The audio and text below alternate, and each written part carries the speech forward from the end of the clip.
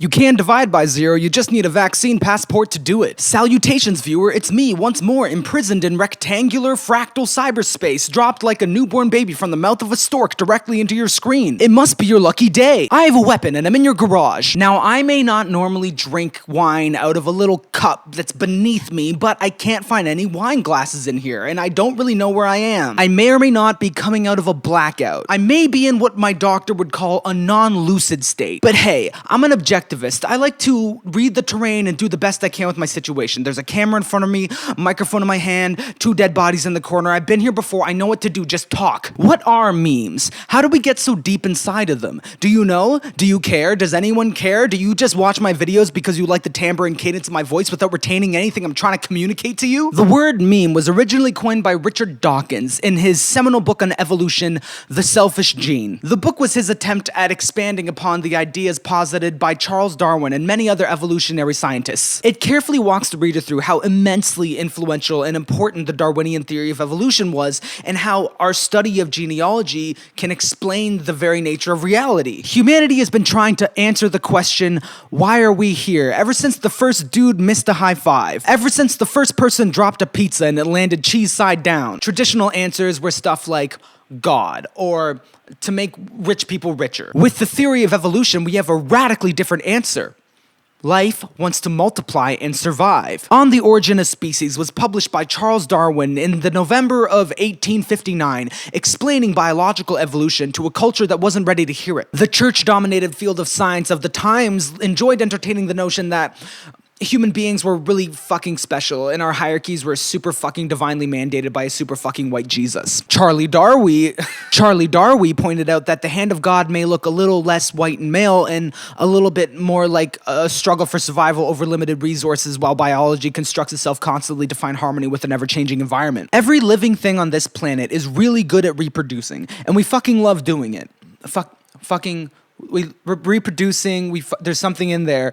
We love doing it. We all know that when you reproduce, you pass on traits to your offspring. You look like your mommy. Unless you're adopted, then you don't look like your mommy. This passing on of traits down our genealogical line also applies on a macro scale. When a whole species learns to do something and adapt themselves to better succeed in their environment, they pass these traits on to future generations. This is only logical. If members of a species are not suited to succeed in their environment, then they will die off, and with them, the traits that made them not suited for their environment. So traits that make you less likely to survive generally get you bodied, so they naturally go away. The result of this is the extinction of a bunch of weak little bitches that couldn't take human dominance over the planet. The result of this is evolution, where strong genes replicate and weak genes wane. Richard Dawkins exhaustively asserts this in The Selfish Gene.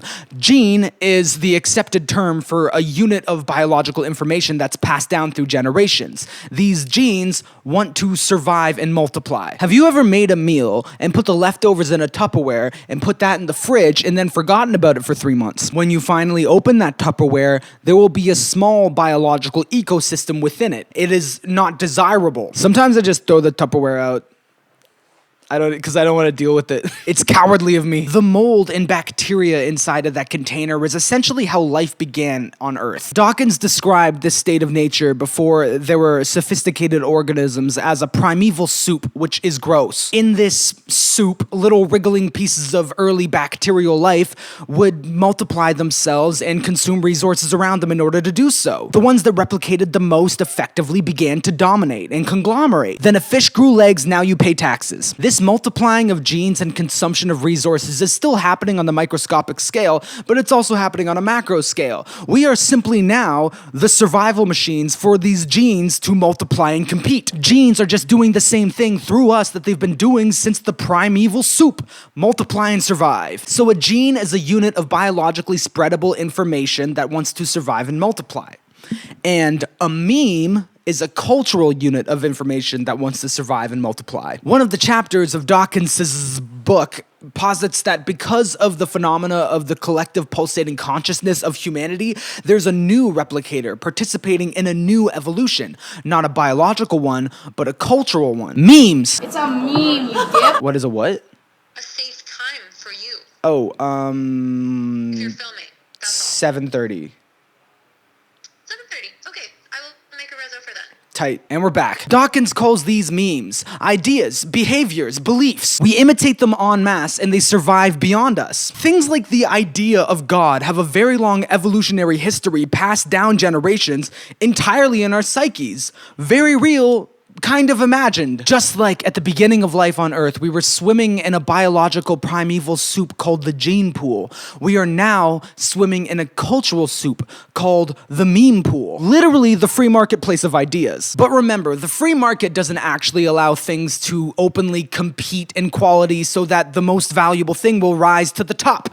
That's some capitalist fantasyland bullshit. The free market just shows you what wins in this market. It doesn't mean it's good. It can be exploitative and shitty and immoral. It can just be addictive and easy and not actually the best thing. Similarly, dominant genes are just what's best suited to thrive in the environment.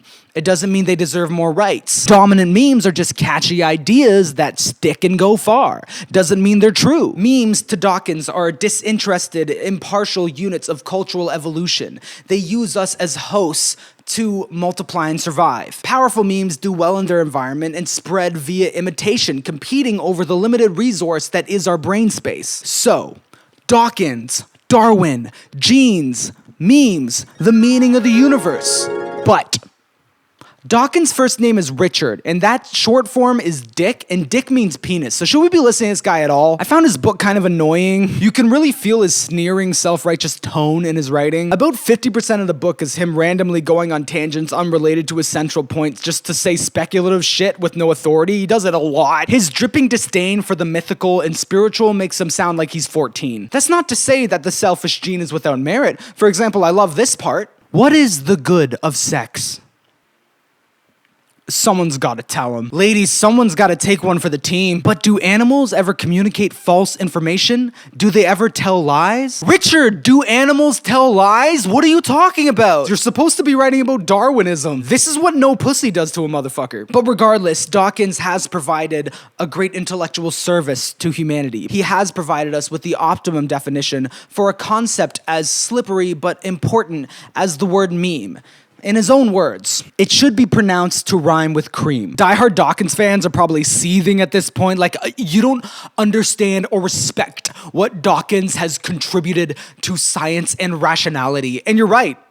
I don't. I just needed to find out what the origin of the word meme was to maintain my reputation for unnecessarily thorough research. I don't give a fuck about Dick Doc, but I do haha at the funny image on my magic black rectangle. Internet memes originated across the last 3 decades and are way more interesting than Richard Dawkins because these have Spider-Man in them. If we were trying to respect the etymological origin of the word meme, we would understand an internet meme as a behavior or idea that spreads culturally through imitation, specifically through the internet. However, we also know that an internet meme means funny image, and these funny images have penetrated our souls. They're ubiquitous in our modern world, integral to our discourse, and a very common way to giggle and relax with your friends. But despite this, they're extremely difficult to articulate or define. We don't often break down or analyze how densely referential or abstract these memes are, despite the fact we're always cackling over them like hyenas. Anyone that's fluent in memes understands that the speed at which they move is part of the joke. Their undefinable nature makes you feel like you're in on it. We're clearly laughing at and understanding these memes with an intuitive knowledge of the language it's speaking in, but we don't talk about what the language is. So I prepared some of my favorite memes and I'm gonna analyze them. That's the video, nothing to do with Dawkins, it's this. But before we do that, for the very first time on this channel, a short message from our sponsor. This video was brought to you by me, motherfucker! Outside Money didn't make this video, I did. I don't endorse Skillshare. Watching a bunch of tutorials on how to do something, then never applying those lessons practically is just another form of procrastination. Do the thing. That's how you learn. It's very simple and it's free. And if you're really in a bind, YouTube tutorials are also free. But keep sending me sponsorship offers. Keep sending them. Let them stack up in my email, completely ignored. Who knows? Maybe one day I'll change my mind. My followers understand me to be an anti-corporate tastemaker for quality and art and excellence. So if I endorse something, it would be very, very good for your brand recognition. So keep sending me offers. Maybe I'll change my mind. Maybe I'll change my mind. If you didn't send me offers, then you wouldn't get to be the person that I changed my mind for. My patrons can go fuck themselves too. You don't have to be here. I'm a high-level busker. That's the business model. I owe you nothing. Okay, I just ruined some career prospects. Let's analyze some memes. I think this is very classic. We recognize the format. Top text, bottom text, image in the middle, adding context. This is triggering memories in us of first wave memes, advice animals, the premier class, the old school, our pioneers, awkward penguin, bad luck Brian, Velociraptor. That's back in the day when memes had rules. Awkward penguin, you see the penguin, you know this is going to be a relatable, uncomfortable experience narrated in a 2-line punchline. This is the tonal experience of reading this meme. The subversion is it turns out both the setup and punchline are just an automatopoeic expression of when you flick that thingy around. Another reason I feel like this is classic is because it almost has an Icon has cheeseburger phonetic joy to it. Okay, next up we have what's essentially a reaction image. So we've got 1967 Spider-Man and My Little Pony Friendship is Magic Applejack, both looking together over a ledge, evidently somewhat weirded out. It's hard to pinpoint their specific emotion, but it's not a positive reaction. At the very least, they're confused. So in unpacking this, one of the very first things of note is the chosen iconography. It's interesting to see what cultural images adapt well to the medium of memes. The late 60s Spider-Man has found his way well into this genre, as well as SpongeBob, Twilight, prequel memes. Although part of what source material becomes a meme is completely random and ironic and meaningless, and that's part of the joke, the dearth of meme fodder found in some of these older pieces of media does reveal something about our cultural memory. These images in movies and shows are familiar to us and invoke a sense of camaraderie as we decontextualize our past into representations of our present. It adds to the sensation that we're all winking at each other. Remember this? Now memes. So making 1967 cartoon Spider-Man swear is well-trod territory at this point, and reaction images are only as good as their application. A reaction image, by definition, is a tacked-on punchline to whatever it is they're being used to react to. So why does this reaction image work as a meme on its own? Clearly, the unique property of this meme that allows it to function autonomously is the presence of Applejack. If it was just Spider-Man saying, "Do you see this shit?" then it would be a lot more common and negligible. The world building is the feature here. We are so far beyond Applejack and Spider-Man know each other. We are dropped in the thick of the action and asked to keep up. "Do you see this shit, Applejack?" implies fellowship. They know each other. They're on the same page. They're reacting as a unified front to you. And the fact their unified reaction is tinged negative, but not sliding into outright disgust, I think makes it hurt more. There's a kind of sincerity nested in their recoil, like disapproval but tinged with a desire to understand. It makes me feel bad that I'm even surprised to see Applejack and Spider-Man together in the first place. Like, my understanding of the situation is so far beneath theirs. I'm embarrassed how out of step I am in this social interaction. I'm really sorry, Applejack and Spider-Man. I'm just trying my best. Our next meme is of the genre I like to call relational memes. This is the format wherein there are at least 3 agents, each labeled with text that communicates information about the relationship between these agents. You recontextualize any image by relabeling the characters in it and taking the previous meaning of it and putting that momentum into a new meaning. Importantly, I tend not to count images with only 2 labeled agents as relational, which might strike you as strange because immediately visually you're like, well, that's the same thing, just less characters involved. But I feel like most of those 2-party relational memes, to call them that, could also be expressed very easily with just image punchline. What makes a relational meme to me is the interaction between 3 agents or more. Relational memes are very rich because they speak to our intuitive nature as social creatures, where we understand webs of relationships and systems. An otherwise simple joke or depiction of a common experience gains a great deal of momentum just by being expressed in the relational format. So in this particular relational meme, we've got me, a dying hospital patient. We've got Ginger Ale, who is Jesus bringing comfort to the sick person.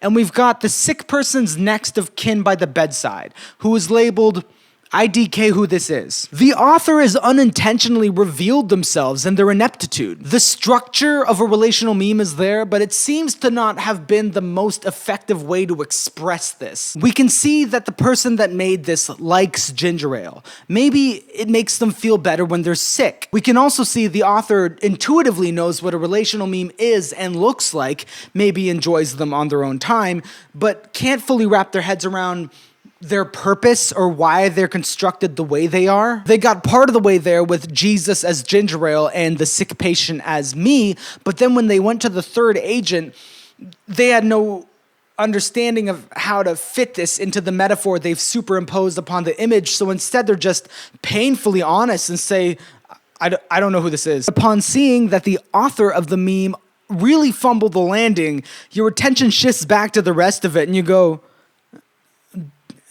does any of this make sense? What does this say in sum? It's not even specified that the guy is actually nauseous or anything that ginger ale will be good for. Maybe this person just likes ginger ale. It's compelling in the author's unintentional emotional transparency, just flummoxing. Hey.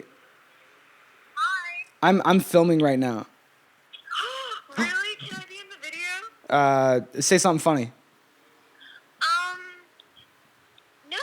All right, getting back to my roots with poor lighting due to sunsets. Okay, here we are, the big leagues, abstraction for the sake of abstraction. The source comic of this meme was originally posted to Tumblr in 2014. Then it found its way as an edited version onto a Russian meme website in 2016, and then finally in 2007, it landed on the funny subreddit, and then it started becoming modified beyond recognition at light speed. So the original comic appeared to be from the perspective of a short person mocking a weird tall person.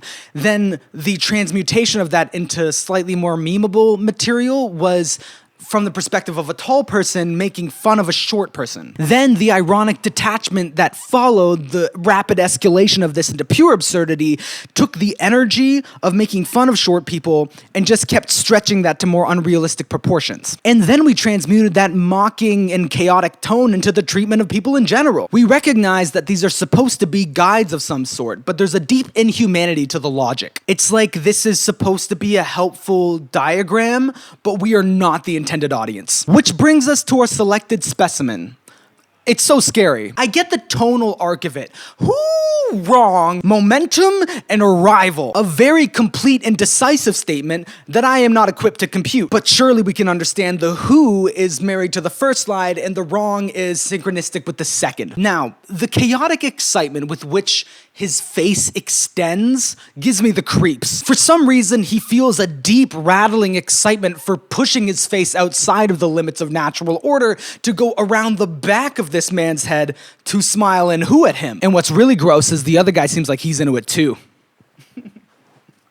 There's an incredibly powerful energy passing between their faces. They're very close together. It's a sacrilegious agreement fueled by perverse sexual glee. Then the result of this covenant reveals itself. No matter how you choose to interpret what's occurring here, it seems self-evident to me that the second agent has been absorbed by the first. The long-faced instigator is clearly capable of morphing his body as established in the first slide. By the time the second slide has happened, he's sucked his face back into himself, but he is larger. Inside of his arm nook, there is now another version of himself, presumably stretching on into Russian doll microscopic infinity. Now, my instincts tell me that this repetitious miniature figure that is now contained in his arm nook is the creature on the left in the first slide, and whatever dark proposition was made in the first panel has resulted in this endless Russian doll imitation. The only natural alternative I can think of is that the creature on the left has been consumed entirely,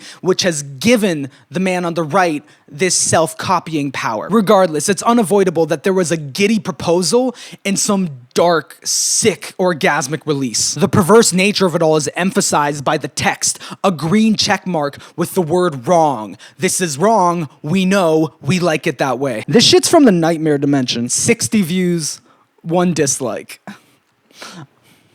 I love the world building that this joke didn't land. What part? The whole thing? Okay.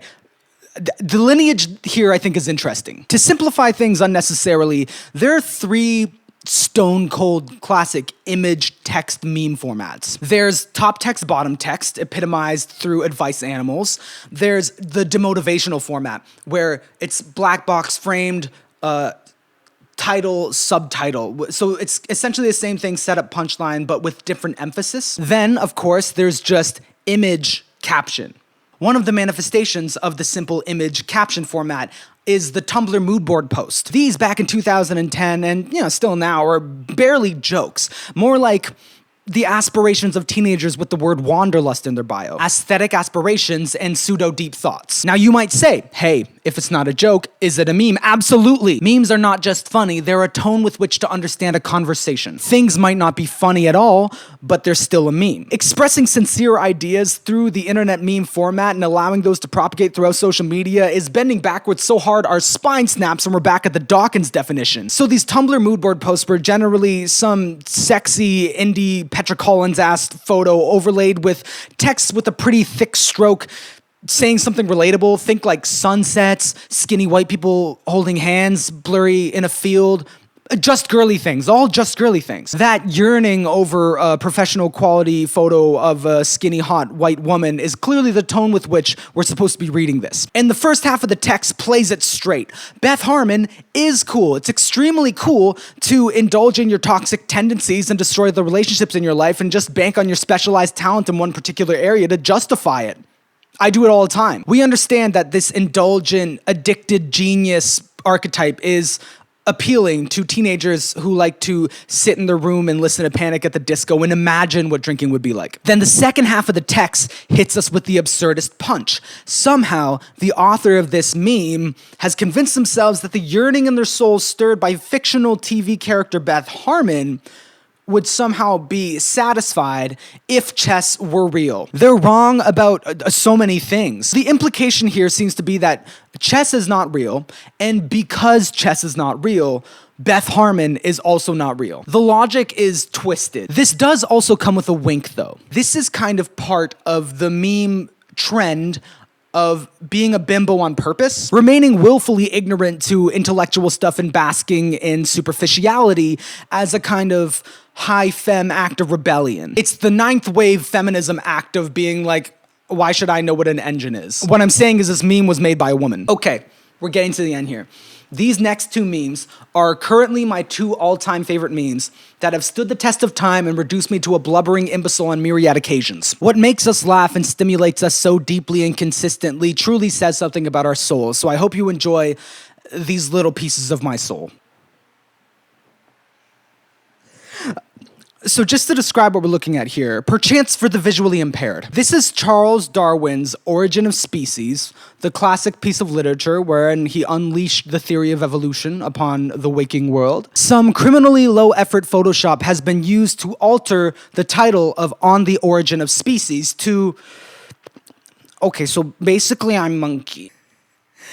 It's so concise. Darwin's proposal that human beings are descended from common ancestors with apes, that we are simply animals that won the process of evolution, was radical in the 19th century. We thought for a long time that we were different from animals. We answered the existential question, why are we here? With, because God created us, blessed us, and ordained us with consciousness and agency to be the stewards of nature. Darwin, as a highly respected scientist, compiled a treatise of evidence with an alternative answer. Why are we here?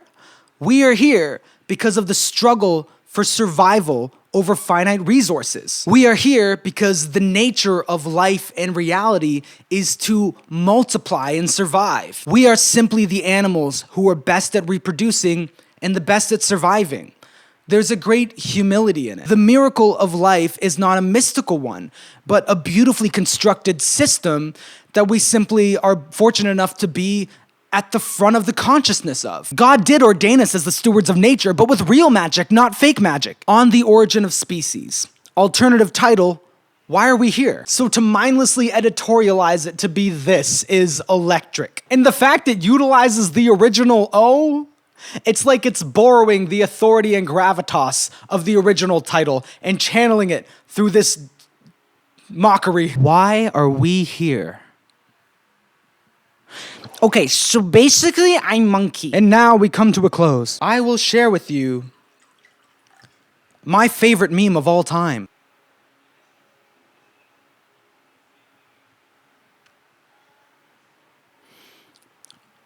The implications. There is both so much information in this image and so much information that we do not have access to. The amount of world building packed into such a small image, it's unparalleled. The source image for this relational meme is Cain and Abel from the biblical book of Genesis. They are the children of Adam and Eve, the first two sons, and according to myth, Cain killed Abel because he was jealous of him. This is supposed to illustrate something about the nature of humanity and envy and how we are capable of destroying each other and we are required to transcend above such impulses. So this artist's rendering of Cain about to smash his younger brother's head open with a rock is labeled Cain as me, the murder weapon as a PlayStation Network friend request, and Abel, guy that works at GameStop that reminds me of my dead brother. I have never had more questions in my life. How did your brother die? How long ago? Why does the guy at GameStop remind you of him?